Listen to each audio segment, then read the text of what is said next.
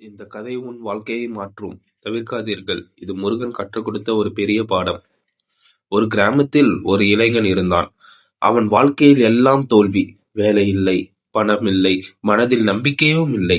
ஒரு நாள் அவன் மலையில் மேல் உள்ள முருகர் கோயிலுக்கு சென்றான்.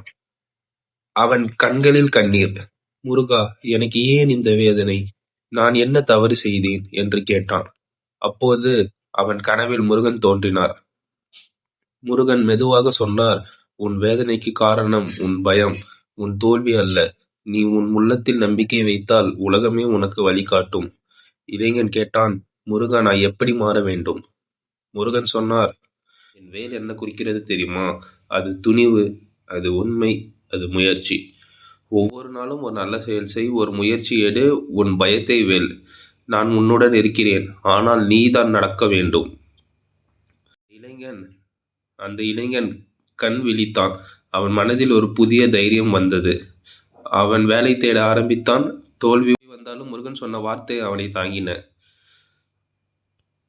உன் பயத்தை வெல். சில மாதங்களில் அவன் வாழ்க்கை மாறியது. அவன் குடும்பமும் மகிழ்ந்தது. இந்த கதை உனக்காகவே முருகன் உன்னிடம் சொல்லும் செய்தி இது. நீ தனியாக இல்லை, முருகன் உன்னுடன் இருக்கிறார். மீண்டும் கேளுங்கள், இந்த கதை உனக்காகவே சொன்னது. இந்த கதை உங்களுக்கு பிடிச்சிருந்தா மறக்காமல் லைக் பண்ணுங்கள். நம்ம சேனலை சப்ஸ்கிரைப் பண்ணுங்கள். உங்கள் ஃப்ரெண்ட்ஸுக்கும் ஷேர் பண்ணுங்கள்.